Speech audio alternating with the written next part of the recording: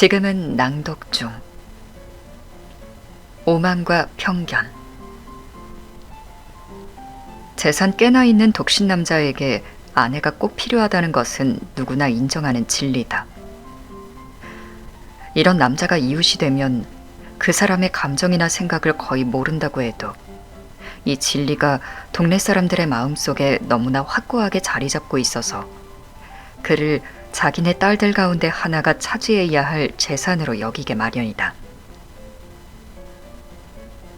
여보, 네더필드 파크에 새들 사람이 정해졌다는 소식 들으셨어요? 어느 날 베넷 씨의 부인이 남편에게 물었다. 베넷 씨는 못 들었다고 대답했다. 정해졌답니다. 하고 베넷 부인이 말을 받았다. 롱 부인이 방금 왔다가 다 이야기해주고 갔다고요. 베넷 씨는 대꾸하지 않았다. 어떤 사람이 들어오는지 알고 싶지 않아요? 부인은 조바심을 내며 목소리를 높였다. 말하고 싶은가 본데 못 들어줄 거야 없소이다. 이 정도 반응이면 충분했다. 글쎄 여보, 당신도 알아둬야죠.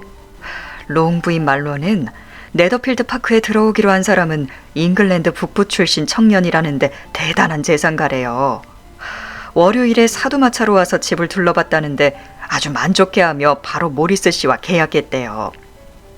미가일 축일 전에 입주하기로 했고 다음 주말까지는 하인들 몇이 먼저 와 있기로 했대요. 이름은 뭐라고 합니까?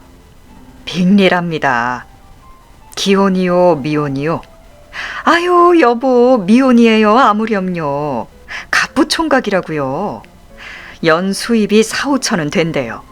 우리 애들한테 얼마나 잘된 일이에요? 아니 왜? 그 애들하고 무슨 상관이기에? 아이 참 한심한 양반이네. 하고 부인이 대꾸했다.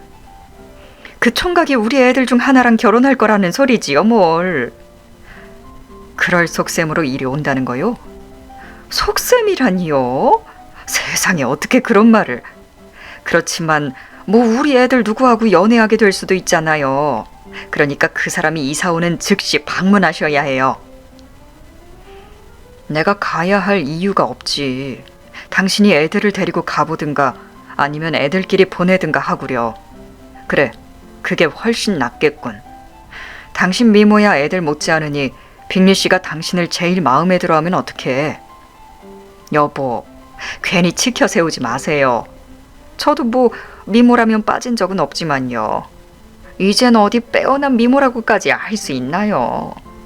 다 큰딸이 5이나 되는 여자라면 자기 미모야 접어두어야지요. 그런 경우엔 접어둘 미모도 없는 여자가 대부분이지. 아무튼 여보, 빅리 씨가 이사 오면 꼭 찾아가 인사를 해야 해요. 그런 약속은 못하겠으니 그리 알고 있어요. 그렇지만 당신 딸들을 생각해야지요. 걔들한테 얼마나 훌륭한 결혼이 될지 한번 생각해봐요. 윌리엄 루카스경 내외분도 방문할 작정입니다. 순전히 그런 이유로 말이에요. 당신도 아시잖아요. 그분들이 새로 이사 온 사람 집에는 좀처럼 방문하지 않는 거 말이에요. 정말 가셔야 해요. 당신도 안 가는데 우리끼리 찾아갈 순 없잖아요. 당신 너무 소심하구려. 네, 장담하지. 빅리 씨는 당신을 보면 반가워할 거고 또 내가 당신 편에 몇 자 적어 보내겠소. 우리 딸과 결혼하는데 진심으로 동의한다. 그중 누구를 골라 잡아도 된다고 말이오. 귀염둥이 리지를 추천하는 말 한마디쯤은 더 끼워 넣게 되겠지만 제발 그러지 마세요. 리지가 다른 애들보다 나은 데가 어디 있어요. 제인 반만큼이라도 예쁘지 않고 리디아 반만큼도 사근사근하지 않은데 그런데도 당신은 언제나 리지만 편애하시니. 걔들한테는 뛰어난 구석이 하나도 없소. 하나같이 다른 집 애들과 매한가지로 어리석고 무식해. 그렇지만 리지는 제 동기들보다 영리한 데가 있거든. 베넷 씨가 대답했다. 여보, 어쩜 우리 아이들을 두고 그렇게 마구잡이로 말하세요? 날 화나게 하는 게 재미있나 보죠? 내 약한 신경이 불쌍하지도 않나 봐요? 아니 무슨 말을 그렇게 하오 부인? 내가 당신 신경을 얼마나 존중하는데 나한텐 오랜 벗이지. 신경증이 도진다 소리에 측은해한 지도 20년은 되었지 아마. 당신은 몰라요. 내가 어떤 고통을 겪는지. 하지만 부디 그 고통을 이겨내서 연수입 4천짜리 젊은이들이 근처로 많이 이사 오는 걸 볼 때까지 살아있도록 해요. 그런 젊은이 20명이 와도 우리한테 무슨 소용이 있나요? 당신이 방문도 안 할 텐데. 그럼 내 분명히 말해두겠는데 20명이 되면 한꺼번에 다 방문하겠소이다.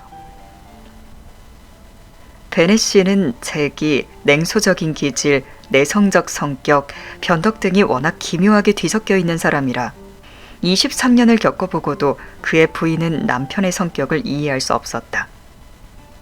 부인 편의 마음을 헤아리기에는 그다지 어려울 게 없었다.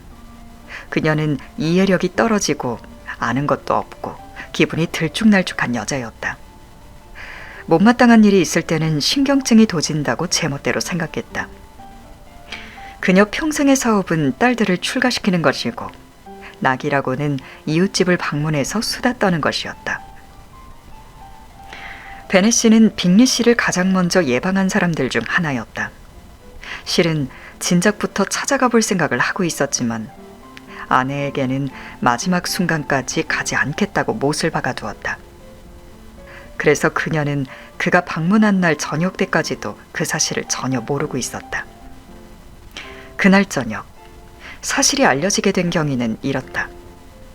둘째 딸이 모자에 장식을 달고 있는 것을 보다가 베넷 씨가 불쑥 이렇게 말했다. 빅리 씨가 그것을 좋아하면 좋겠구나, 리지야. 방문도 안 할 텐데 빅리 씨가 무얼 좋아하는지 알게 될 턱이 있나요? 어머니가 골이 나서 말했다. 잊어버리셨나 봐요, 엄마.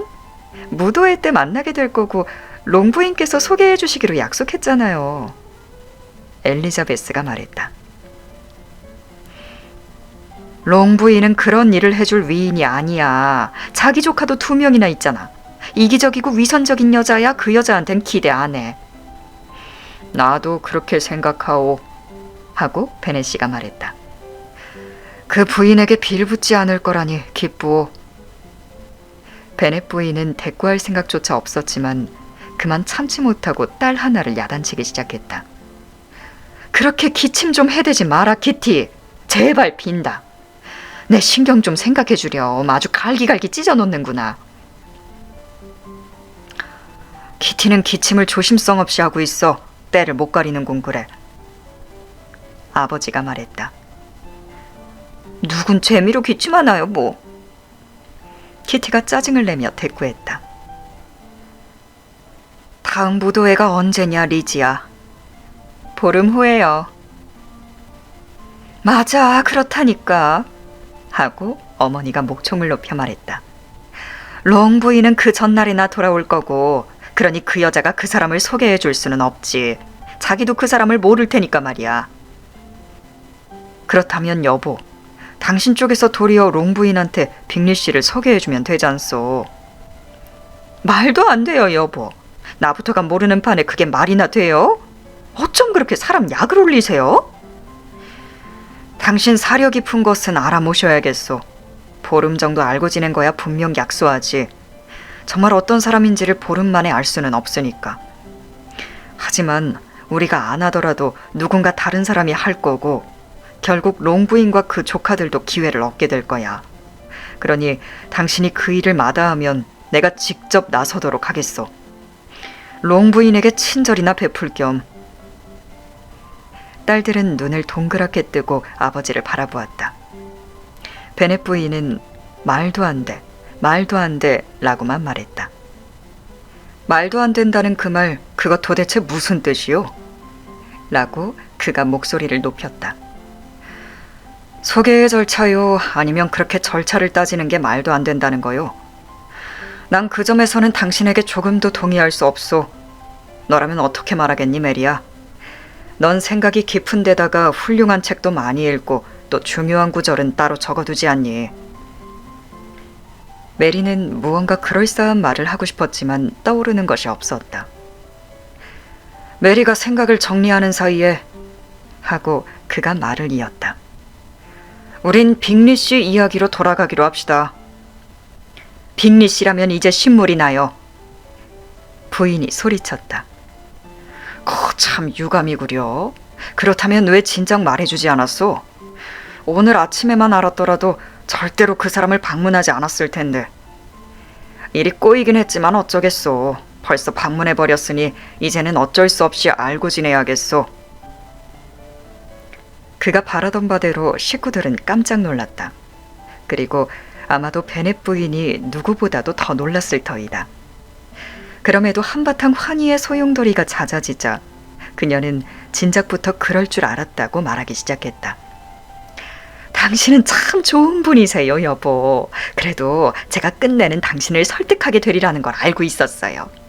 당신처럼 딸들을 사랑하시는 분이 그런 사람과 알고 지낼 수 있는 기회를 몰라라 하지 않으시리라는 걸 말이에요. 정말이지 너무너무 기뻐요. 어쩜 그렇게 잘도 속이세요? 오늘 아침에 다녀오고도 지금까지 한마디도 안 하시다니. 그럼 키티야, 이제 마음대로 기침하렴. 베넷 씨는 이렇게 말하고서 아내가 기뻐 날뛰는 모습에 넌더리를 내며 방을 나갔다. 얘들아, 너희들은 참 훌륭하신 아버지를 두었어. 문이 닫히자 그녀는 말했다. 너희들이 아버지의 자애로운 마음에 도대체 보답할 수나 있는지 모르겠구나. 뭐 그 점에서는 나도 그렇고. 우리 나이쯤 되면 매일같이 새로운 사람을 사귀는 게 그다지 즐겁지만은 않단다. 그렇지만 너희들을 위해서라면 무슨 일이든 할 거다. 우리 귀여운 리디야, 네가 제일 어리긴 해도 엄마가 보기엔 빅리 씨가 다음 무도회에서 너하고 춤을 추실 게 틀림없다. 아이, 난 겁나지 않아. 제일 어리긴 해도 키는 내가 제일 크거든. 리디아가 씩씩하게 말했다. 그날 저녁에는 빅리 씨가 베넷 씨의 방문에 얼마나 빨리 답례할 것인지를 추측해보고 식사 초대를 언제로 하는 것이 좋을지 의논하는 일로 남은 시간을 보냈다. 베넷 부인이 5달의 도움을 받아 아무리 물어보아도 남편에게서 빅리 씨에 대한 만족할 만한 묘사를 끌어내기에는 역부족이었다. 그들은 다양한 방식으로 그를 공략했다. 노골적인 질문을 하기도 하고 기발한 추측을 하기도 하고 빙 돌려서 떠보기도 했다. 그러나 그는 그들의 기술을 모두 피해갔다. 그래서 그들은 마침내 이웃 루카스 부인에게서 간접적인 정보를 얻는 도리밖에 없었다. 부인의 보고는 아주 반가운 것이었다. 윌리엄 경은 그를 무척 좋게 보았다는 것이다. 그는 아주 젊고 굉장한 미남인데다 대단히 상냥했으며 금상첨화격으로 다음 사교 모임에 많은 사람들을 데리고 올 작정이라는 것이었다. 이보다 신나는 일이 어디 또 있을까? 춤을 좋아한다는 것은 사랑에 빠지는 길에 한 발짝 발을 들여놓는 것과 진배 없었다. 다들 빅리 씨의 마음을 사로잡으려는 희망에 부풀었다. 우리 딸들 중 하나가 네더필드에서 행복하게 가정을 꾸미고 다른 아이들도 모두 그에 못지않게 시집을 잘 가는 걸 볼 수만 있다면 더 바랄 게 없어요. 베넷 부인이 남편에게 말했다. 며칠 후 빅리 씨가 베넷 씨를 답례차 방문해서 10분 정도 서재에 머물렀다. 그는 미인으로 소문난 이댁 딸들을 한번 보았으면 하는 기대를 품긴 했으나 부침만 베었다. 아가씨들 쪽은 조금 더 운이 좋았다. 위층 창문을 통해서 그가 푸른색 외투를 입고 검은 말을 타고 왔다는 것을 확인할 수 있었기 때문이다. 그에 이어 곧 정찬 초대장을 보냈다. 그리고 베넷 부인은 벌써 자기의 살림 솜씨를 뽐낼 수 있는 식당까지 짜놓았는데 답장이 와서 그 모든 계획이 연기되었다. 빅리 씨가 다음 날 런던에 가야 할 일이 있어 영광스러운 초대를 받아들일 수 없게 되었다는 내용이었다. 베넷 부인은 당혹스러웠다. 그녀는 그가 하트포드셔에 오자마자 곧바로 런던에 무슨 볼 일이 있다는 것인지 도무지 납득이 가지 않았다. 그리고 혹시 그가 언제나 이곳저곳 돌아다니기만 하고 네더필드에 눌러 살지 않으면 어쩌나 하고 걱정을 하기 시작했다. 마땅히 눌러 살아야 하는데 말이다. 루카스 부인은 그가 런던에 간 것은 순전히 무도회에 사람들을 데려오기 위한 거라고 해서 조금 마음을 놓았는데 과연 빅리 씨가 숙녀 12과 신사 7을 데리고 올 거라는 소식이 바로 뒤따랐다. 아가씨들은 여자 수가 너무 많다고 걱정했으나 무도회 전날 그가 런던에서 데려온 사람은 12이 아니라 6분이며 자기 누이 5명과 사촌 1명이라는 말을 듣고서 안심했다. 그리고 막상 무도회장에 들어섰을 때 보니 모두 합쳐 5분이었다. 즉 빅리 씨, 그의 2 누이, 큰 누이의 남편, 그리고 다른 젊은 남자였다. 빅리 씨는 잘생겼고 신사다웠다. 유쾌한 용모에 편하고 가식 없는 태도를 지니고 있었다. 그의 누이들은 상류층 티가 나는 훌륭한 여성들이었다. 그의 매부인 허스트 씨는 그냥 보통의 신사처럼 보였다. 그러나 그의 친구인 다하시 씨는 멋지고 훤칠한 몸매와 잘생긴 이목구비, 고상한 태도로 금방 방한 사람들의 주목을 끌었다. 그가 들어온 지 5분이 되지 않아 그의 연수입이 10,000파운드나 된다는 말이 온 방안에 퍼졌다. 남자들은 그의 인물이 출중하다고 했고 여자들은 빅리 씨보다 훨씬 미남이라고 내놓고 말했다. 그는 그날 저녁 시간이 절반 정도 지날 때까지는 찬양의 시선을 한 몸에 받았으나 이윽고 그의 태도로 인해 혐오감을 자아냈고 그것이 인기의 퇴조를 초래했다. 그가 거만하고 남들을 무시하고 까다롭다는 것이 드러난 것이다. 더비셔에 있다는 그의 거대한 영지도 아무 도움이 안 되었던지 그는 너무나 역겹고 불쾌한 인물로 전락했고 자기 친구와 비교될 가치조차 없는 인물이 되어버렸다. 빅리 씨는 그 방에 있던 주요 인물들과 기꺼이 인사를 나누었다. 그는 활발하고 스스럼이 없었으며 한 번도 빼지 않고 춤을 추었고 무도회가 너무 일찍 끝난다고 화를 냈으며 네더필드에서 자기가 무도회를 한번 열겠다는 말도 했다. 이런 사랑스러운 자질들은 저절로 드러나는 법이다. 그와 그의 친구는 얼마나 대조적인지. 다하시 씨는 허스트 부인과 한 번, 빅리 왕과 한 번 춤을 추었을 뿐 다른 여자를 소개받는 것을 거부했고 그날 저녁 남은 시간 동안은 방을 왔다 갔다 하면서 가끔 자기 일행에게만 말을 걸었다. 그의 성격은 더 볼 것도 없었다. 그는 세상에서 가장 거만하고 불쾌한 인간이었고 누구나 그가 다시는 그 고장에 나타나지 않기를 바랐다. 그를 가장 극단적으로 싫어한 사람 가운데 하나가 베넷 부인이었는데 그의 모든 태도가 싫기도 했지만 자기 딸들 중 하나가 그에게 무시당한 탓에 특히 더 분개하게 되었다. 엘리자베스 베넷은 신사의 수가 부족했던 탓에 춤이 2번 진행되는 동안 자리에 앉아있을 수밖에 없었는데 그 사이 마침 다하시 씨가 가까이 서 있어서 그와 빅리 씨 사이의 대화를 들을 수 있었다. 빅리 씨는 춤추는 무리에서 잠시 빠져나와 친구에게 같이 추자고 권하던 자였다.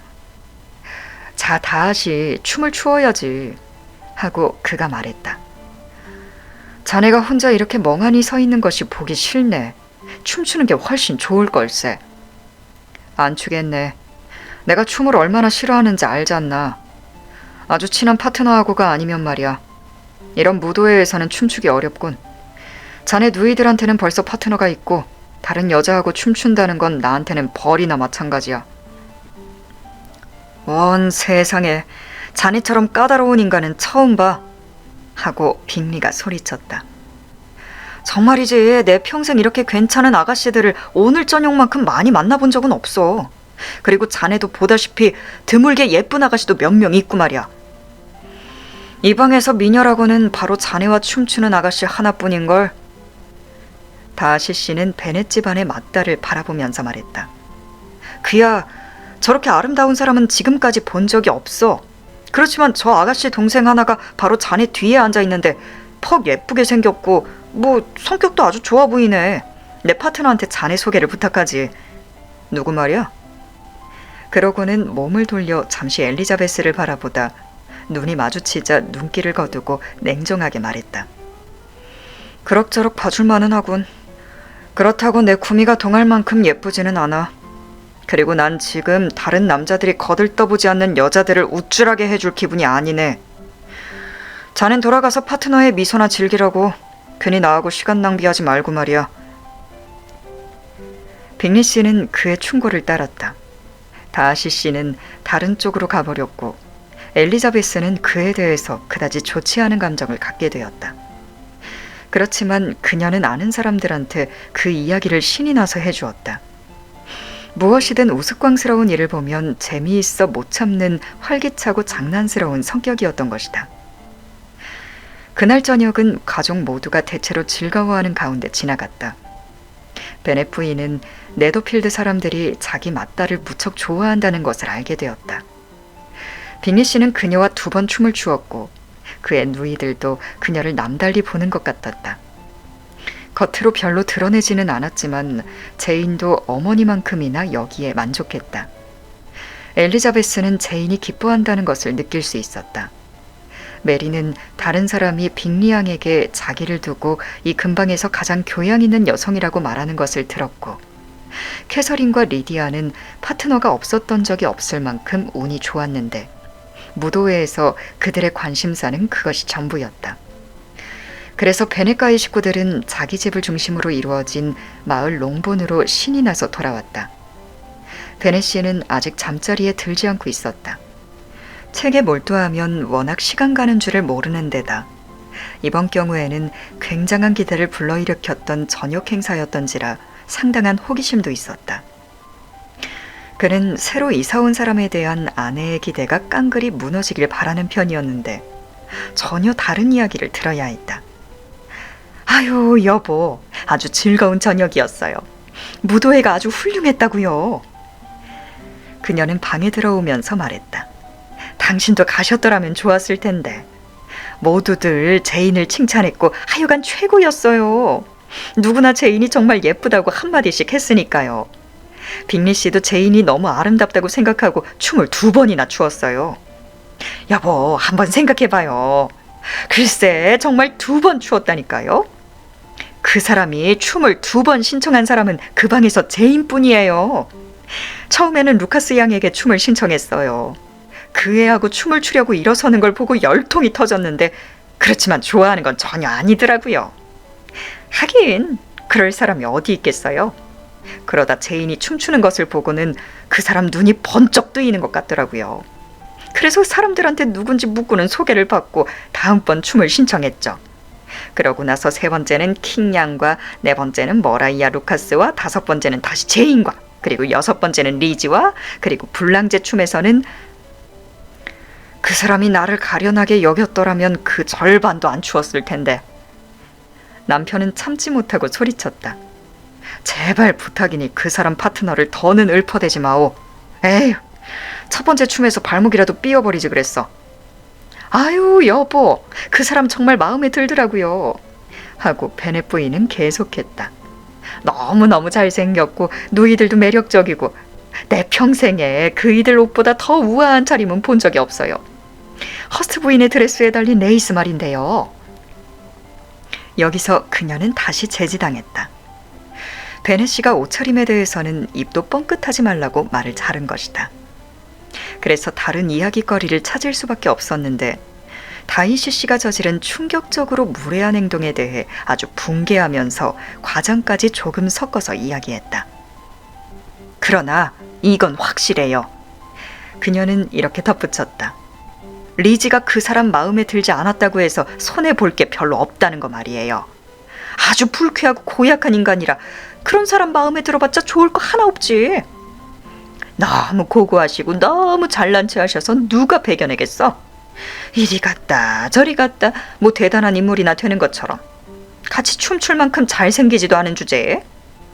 여보, 당신이 그 자리에 계셨더라면 당신 식으로 한번 쏘아주는 건데 정말 마음에 안 들어. 제인과 엘리자베스 둘만 있게 되자 그동안 빅리 씨를 내놓고 칭찬하지 않던 제인이 동생에게 그가 정말 마음에 들었다고 말했다. 젊은 남자의 모범이라고 할 수 있는 그런 분이야. 하고 그녀는 말했다. 분별 있고 성격 좋고 쾌활하고 말이야. 또 그런 멋진 매너는 여태 본 적이 없어. 어쩌면 그렇게 스스럼이 없고 그렇게 교양이 몸에 배어있니? 게다가 미남이기도 하잖아. 젊은 남자의 모범답게 말이야. 엘리자베스가 말을 받았다. 원한다고 미남이 될 수 있는 것도 아니고 그러니 완벽한 인물이지 뭐. 그분이 두 번째 춤을 신청하셨을 때는 정말 기뻤어. 그런 남다른 대우는 기대도 하지 않았거든. 그랬어? 난 그분이 언니한테 그럴 거라고 생각했는데. 우리 둘 사이의 큰 차이가 바로 그거야. 남다른 대우를 받으면 언니는 늘 놀라지만 난 아니거든. 그 사람이 언니한테 춤을 다시 신청하는 것보다 더 당연한 일이 어디 있어? 그 사람도 언니가 그 방에 있던 어떤 여자보다도 5배쯤은 더 예쁘다는 것을 모를 수 없지. 그걸 가지고 잘해줬다고 감사해야 할 건 없어. 아무튼 그 사람은 분명 아주 괜찮은 사람이야. 그러니까 좋아해도 된다고 허락해 줄게. 언닌 더 멍청한 인간들도 여러 좋아했으니까. 얘도 참. 언니도 알잖아. 언니는 아무나 다 좋아하는 경향이 다분하다는 거. 상대가 누구라도 결점을 보는 일이 없어. 언니 눈엔 세상 사람 전부가 선하고 좋아 보이지? 내 평생 언니가 남 욕하는 걸 들어본 적이 없어. 성급하게 남을 비난하고 싶지 않은 것뿐이야.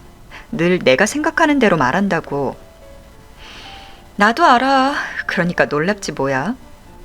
언니 정도 양식을 가졌으면서 사람들이 어리석고 터무니없게 구는 것을 어쩌면 그렇게 까맣게 모를 수가 있냐고. 남 흠을 안 잡는 척하는 경우는 아주 흔해. 사방에 널려 있으니까. 그렇지만 아무 가식이나 속셈 없이 남의 흠을 안 잡는 건 누구의 성격에서건 좋은 점만 취해서 그걸 더 좋게 봐주고 나쁜 점에 대해선 한마디도 안 하는 거 말이야. 언니뿐이야. 그래서 말인데 언니는 그 사람 누이들도 좋아하지? 안 그래? 누이들 매너는 그 사람에 못 미치던데. 그야 그렇지. 언뜻 보기엔 말이야. 그렇지만 이야기해보면 아주 좋은 여자들이야. 빅리 양은 오빠하고 살면서 살림을 맡아야 할 작정이래. 빅리 양은 앞으로 아주 멋진 이웃이 될 거야. 내가 뭘 크게 잘못 보고 있는 게 아니라면 말이야.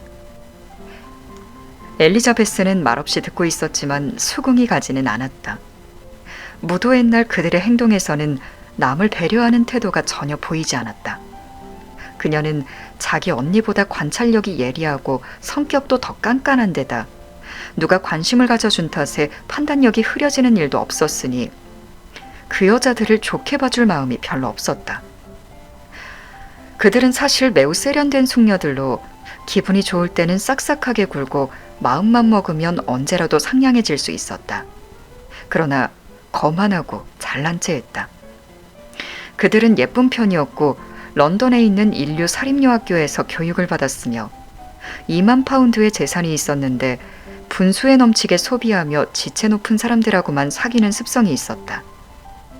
따라서 모든 면에서 자신들을 높게 보고 남을 천하게 볼 자격이 있다고 여겼다.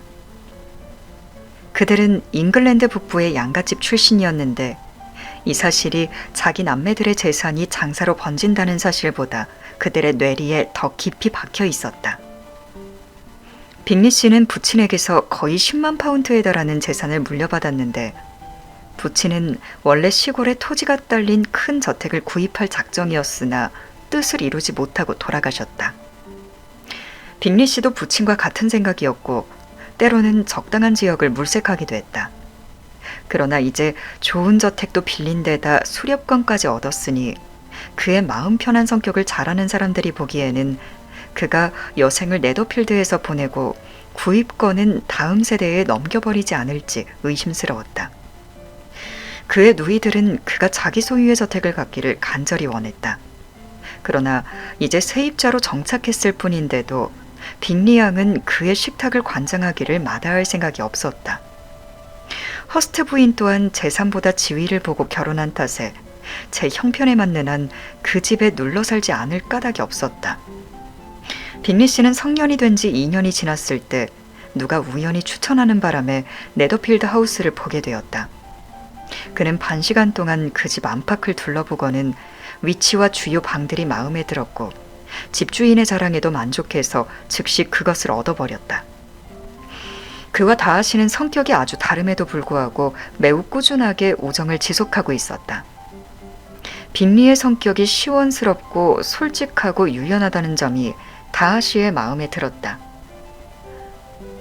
물론 그의 이런 성격은 다하시 자신의 성격과는 아주 딴판이었으며 그렇다고 다하시가 자신의 성격에 불만이 있는 것 같지는 않았다.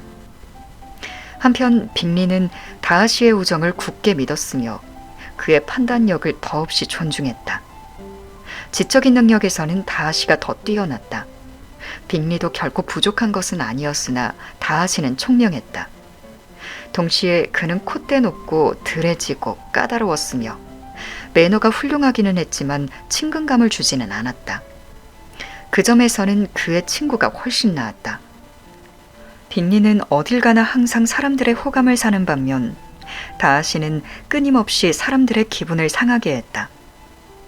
메리턴 무도회를 두고 그 두 사람이 말하는 모습을 보아도 그 점이 여지없이 드러났다. 빅리는 여태까지 이렇게 기분 좋은 사람들이나 아름다운 여자들을 만나본 적이 없다고 했다.